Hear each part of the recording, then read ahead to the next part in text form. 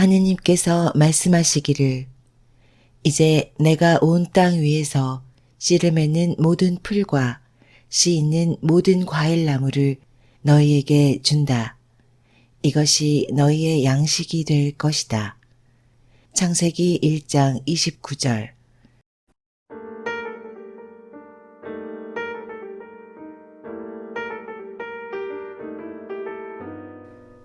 건강한 지식을 함께하는 세이버스입니다. 오늘 읽어드릴 책은 어느 비만수술 전문 의사의 고백입니다. 오늘은 배지닥터 이의철 선생님의 추천사로 시작합니다. 나는 수년 전부터 이 책의 국내 출간을 손꼽아 기다려왔다. 저자 가스 데이비스는 의료 전문가로서의 자긍심과 환자에 대한 사랑이 넘치는 의사임에 틀림이 없다.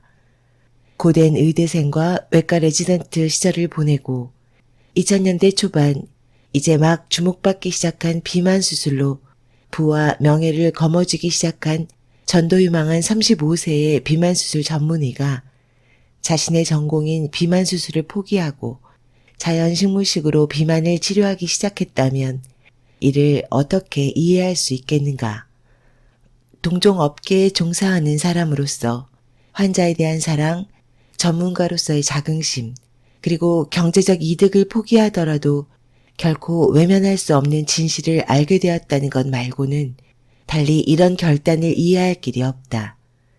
저자는 자연식물식을 실천하기 전 자신의 건강 상태와 진료 행태, 그리고 관행적인 치료의 초라한 결과에 대해 아주 솔직하게 고백한다. 비만 수술 전문가였음에도 비만의 원인에 대해 제대로 이해를 하지 못했고 탄수화물을 줄이고 닭가슴살과 계란, 단백질 파우더를 챙겨 먹으라는 잘못된 권고를 했다. 그 결과 자신의 건강이 악화됐고 환자들 또한 모두 일시적인 체중 감량 후 다시 예전의 체중으로 되돌아가거나 예전보다 체중이 더 증가했다. 심지어 위를 졸라매거나 잘라내는 극단적인 수술을 하더라도 1, 2년 후엔 다시 체중이 증가했다. 이것이 현재 유행하고 있는 영양학, 의학, 비만의학의 실상이다. 하지만 저자는 아무리 달콤한 경제적 보상이 있더라도 도저히 이런 암담한 관행을 자신의 이름으로 실행할 수는 없었다. 그리고 현대 만성질환의 핵심 원인 중 하나인 단백질, 동물성 단백질의 본질을 깨닫고 그 과정을 이 책에 기록했다. 그 결과 그는 날씬한 몸과 철인 3종 경기를 치를 수 있는 정도의 운동 능력과 넘치는 에너지를 얻게 되었고 환자들에게 영구적인 건강을 안내할 수 있게 되었다. 이 책이 다른 어떤 건강 관련 책보다 의미 있는 것은 현대 영양학과 의학이 추앙에 맞이하는 동물성 단백질이 현대인들이 겪고 있는 건강 문제들의 핵심 원인이라고 강도 높게 비판하고 있다는 것이다. 저자는 1950년대 이전의 미국과 현재를 비교하면서 동물성 단백질 증가가 건강 악화의 주범이라고 지적한다. 동물성 단백질이 설탕보다 더 많은 인슐린을 분비시켜 당뇨병을 유발하고 붉은 육류의 장점으로 꼽히는 햄처리, 체내 염증을 증가시켜 심혈관 질환 및 다양한 염증성 질환을 유발한다는 사실은 동물성 단백질이 인간의 건강에 미치는 수많은 해악의 일부일 뿐이다. 나는 매일 닭가슴살, 달걀, 단백질 파우더로 단기적으로 체중을 감량하고 콜레스테롤과 혈압, 혈당, 요산 수치가 치솟은 사람들을 만나고 있다. 저탄고지 다이어트, 케톤 다이어트 등이 유행하고 서점가의 관련 책들이 넘쳐나면서 이런 환자들이 점점 더 늘어나고 있다. 만약 다이어트를 하며 체중이 감소했지만 건강검진 결과나 컨디션이 만족스럽지 않은 사람들이라면 이 책 비만의 종말을 강력 추천한다. 물론 다이어트를 고민 중인 사람들에게도 강력하게 추천한다. 일시적인 체중 감량이 아닌 영구적으로 날씬한 몸매와 건강을 얻게 될 것이다. 저자 소개 가스 데이비스 35세의 비만 수술 전문 의사로 명성을 얻었다. 그러나 비만 환자들은 모두 1년 후 살이 더 쪄서 병원을 다시 찾았다. 위선자처럼 느껴졌다. 그 또한 뚱보였으며 늙어 보이는 의사였다. 고혈압의 과민성 대장증후군에 그야말로 종합병원이었다. 비만과 질병은 불가피한 것이라고 배웠다. 그러나 그동안 배운 것을 모두 버리고 처음부터 공부를 시작했다. 수천 권의 서적과 논문을 독파했다. 비만과 질병을 적으로 만들어야 육류업계와 식품업계와 의료계가 돈을 번다는 사실을 깨달았다. 정답은 아주 가까이 있었다. 바로 채식, 자연식물식이었다. 그 후로 돈만 쫓는 의사를 그만두었다. 몸이 날씬해졌으며 질병들은 사라졌다. 마라톤과 철인 3종 경기에 참여하는 등 새 사람으로 태어났다.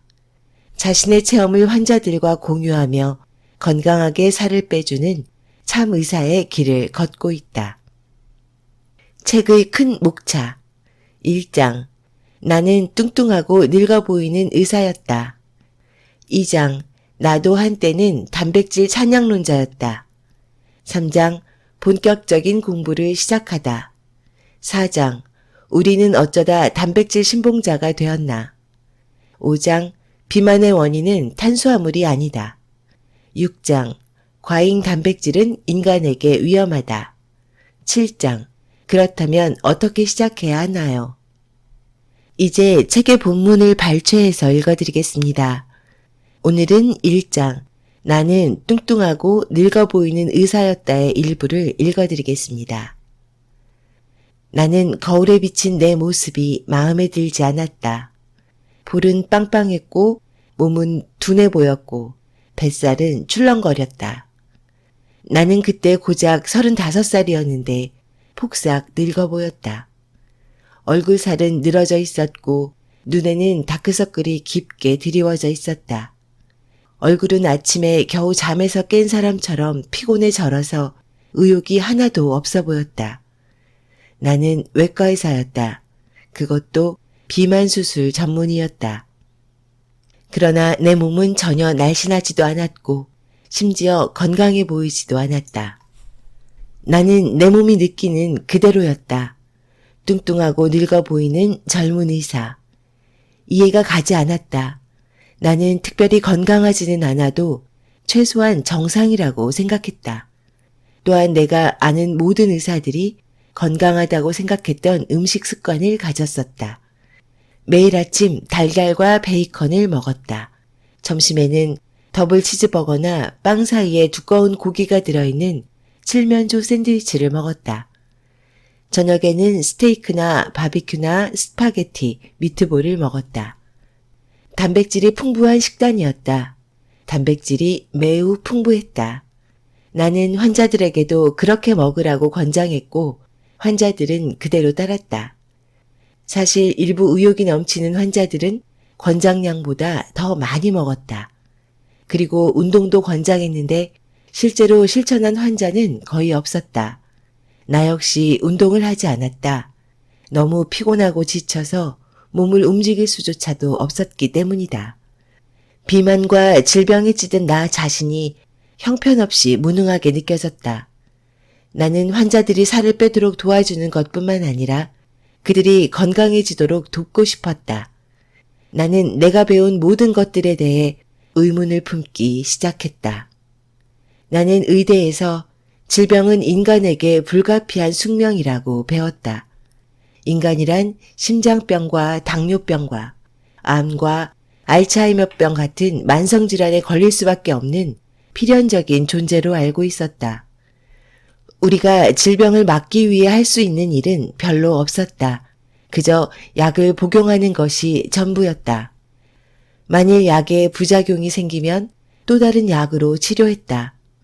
물론 수술도 한 가지 방법이었다. 내가 의대에 각 입학했을 때에는 비만 수술이 그리 흔하지 않았지만 나는 그때 35살의 이른 나이에 이 분야의 전문가가 되어 있었다. 많은 돈을 벌고 있었고 성공에 대한 성취감에 한껏 고무되어 있었다. 나는 이것이 얼마나 미친 짓인지 그때는 알지 못했다. 환자의 위를 절제하거나 위의 윗부분에 밴드를 두르거나 음식물이 위를 통과하지 못하게 하거나 하는 것들을 가장 먼저 해야 한다고 환자들을 설득했다. 그러나 그들은 거의 대부분 1, 2년 후에 몸무게가 원래대로 복구되어 다시 나를 찾아왔다. 수술 전보다 더 체중을 늘려 찾아오는 환자도 다반사였다. 나는 더 나은 수술법이 곧 개발될 것이라고 스스로 합리화했다. 위 우회수를 받은 그 부위에 다시 밴드를 두르는 수술법도 막 등장하기 시작했다. 나는 인간의 몸을 비싸지만 신뢰할 수 없는 자동차라고 생각했었다. 고장이 잘 나고 그때마다 수리가 필요한 자동차라고 생각했다. 나는 그저 질병을 치료하는데 전념했다. 약을 먹고 병원에서 치료하는 행위가 도둑이 들어왔는데 시끄럽다고 경고음 스위치를 끄고 다시 잠에 드는 행위라는 사실을 나는 그때 몰랐다. 당연히 질병을 미리 예방해야 한다는 생각도 해본 적이 없었다. 환자들도 나와 똑같았다.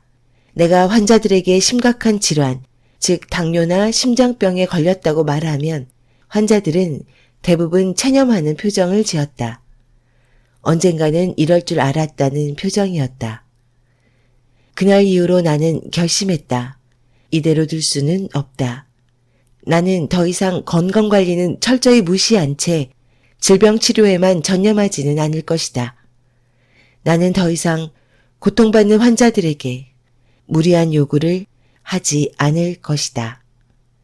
나는 서양의학에 저지른 실수를 만회하고 싶었다. 우리를 튼튼하고 활기차고 건강하게 해주는 비법을 찾아내고 싶었다. 이 임무를 위해 세계 도처에 있는 과학 문헌을 샅샅이 뒤지기 시작했다. 비만과 심장병과 당뇨병과 암과 같은 전형적인 서구 사회의 질병이 발생하지 않는 문화를 연구하기 시작했다. 그들이 매일 어떤 음식을 먹는지, 그리고 그들이 왜 건강한지 이유를 알아내고 싶었다. 그들은 분명히 우리가 모르는 것을 알고 있었다. 그것이 무엇인지 알아내야 한다. 나는 전혀 다른 음식 습관을 찾고 싶었을 뿐이었다.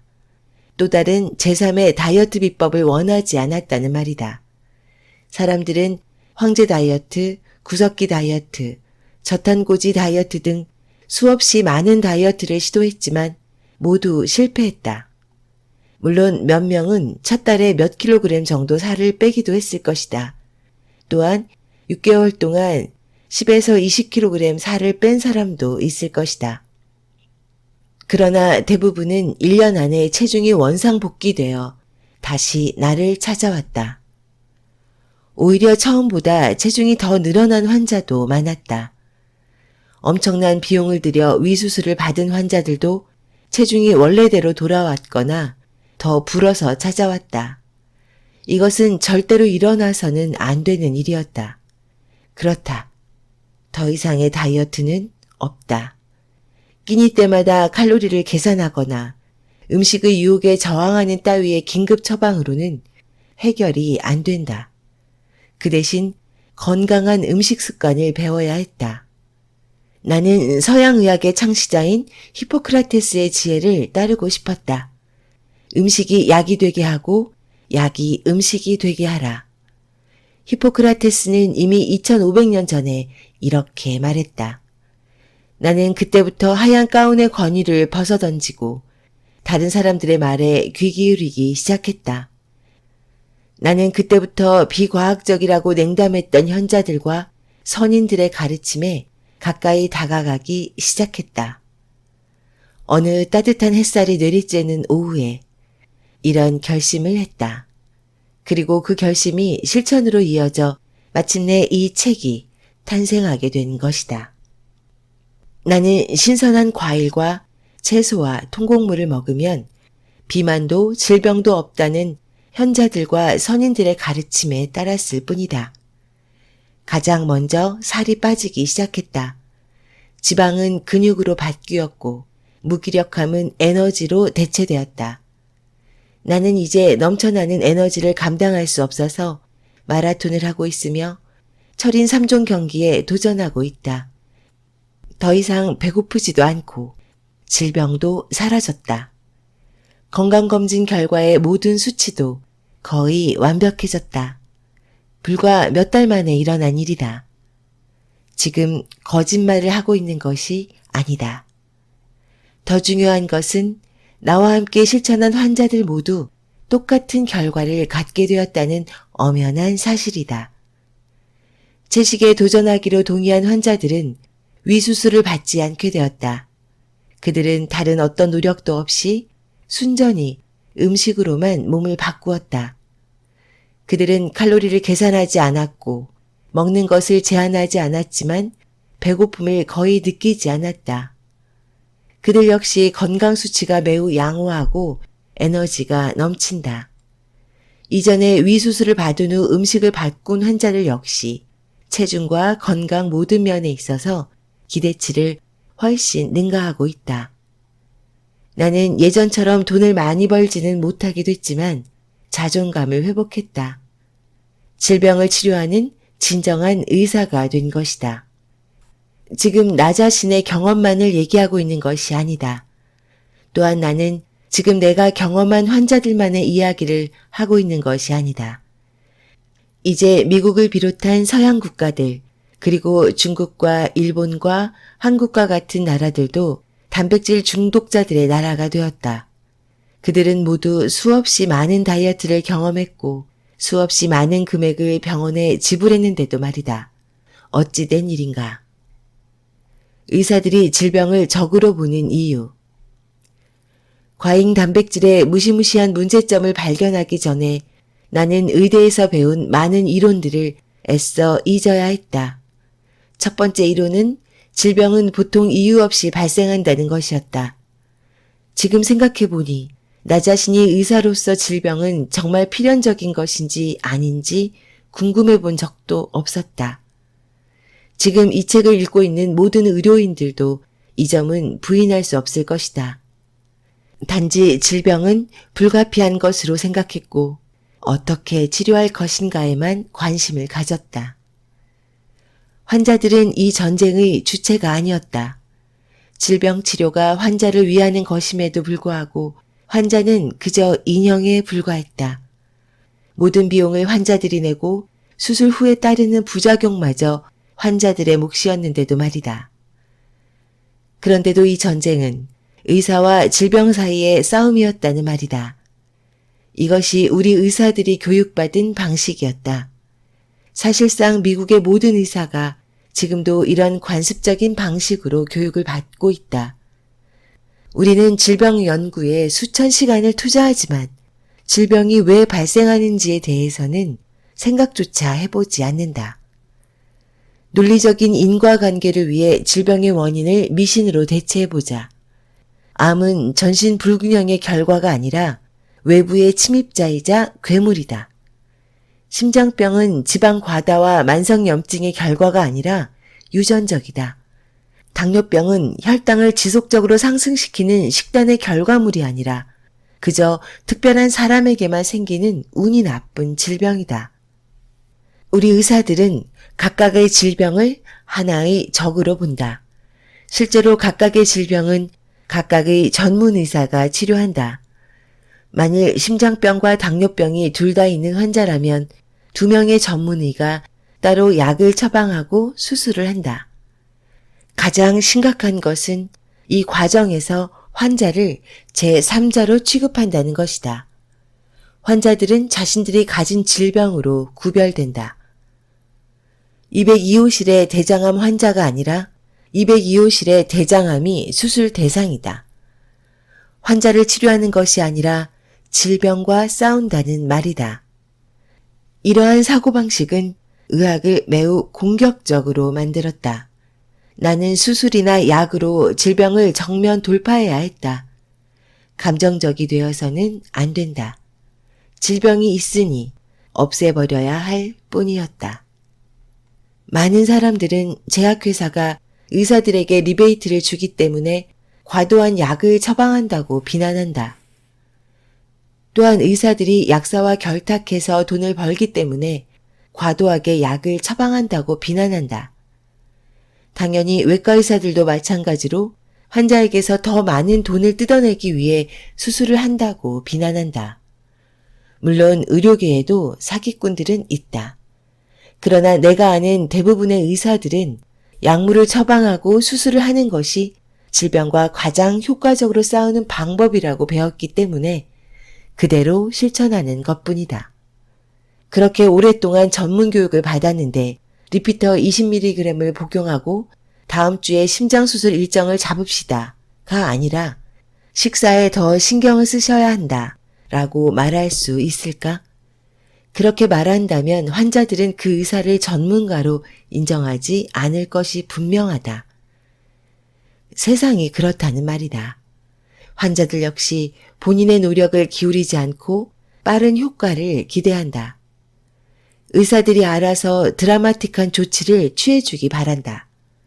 그 누구도 저녁에 스테이크를 먹거나 아침에 베이컨을 먹어서 병이 생긴 것이라는 말을 듣고 싶어 하지 않는다. 그들은 자신의 고정관념이 명령하는 방식으로 문제를 해결하기 바란다.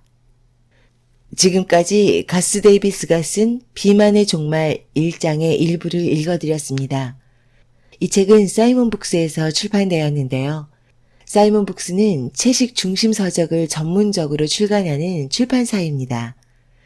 그 중심에 강신원 대표님이 있는데요.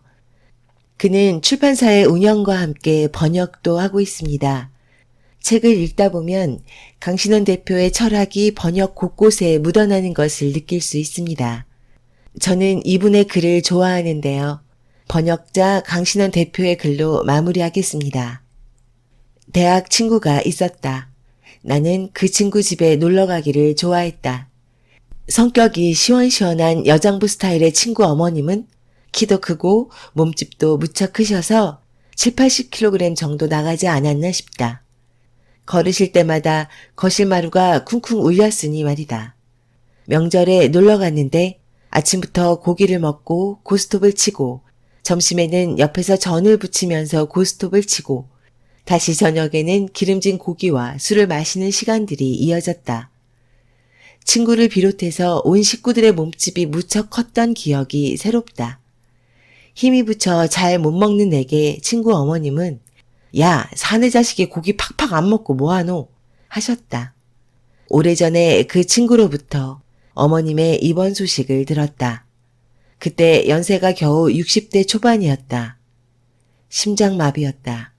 그러자 예전에 건강할 때 수억 원의 기부금을 구두로 약속해 준 적이 있는 종교단체가 득달같이 병원으로 찾아와 오늘 내일 하는 어머님께 증서에 서명해 달라며 애걸복걸했다는 웃지 못할 얘기도 전해 들었다.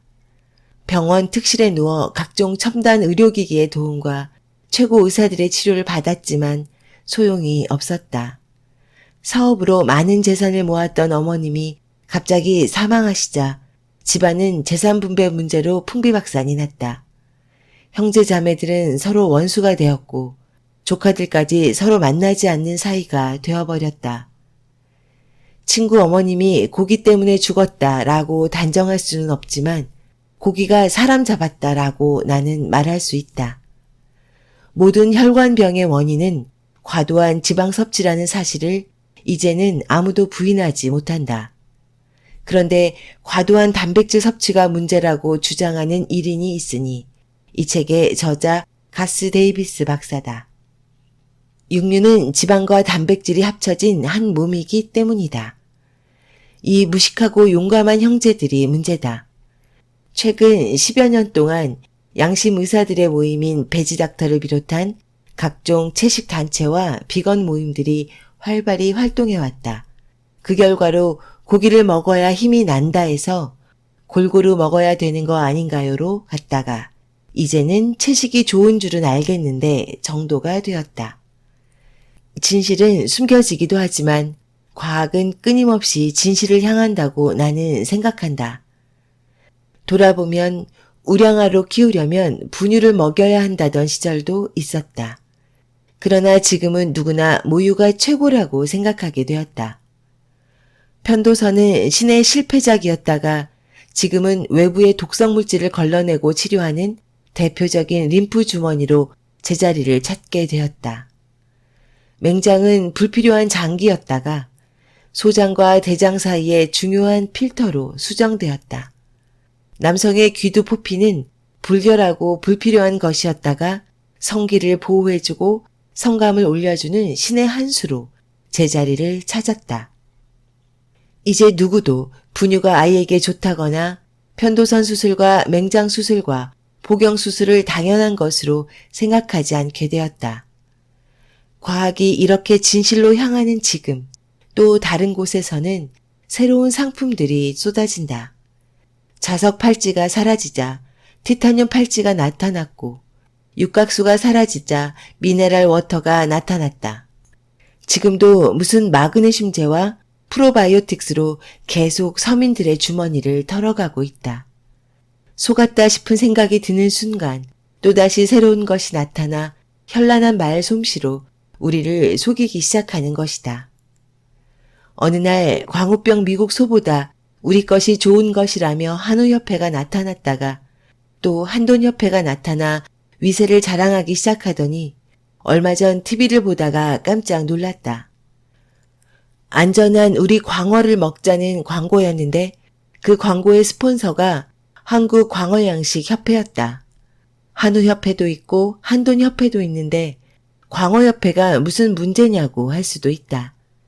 그러나 각종 육류와 해산물 협회들이 마구잡이로 광고를 해대는 것은 문제가 많다.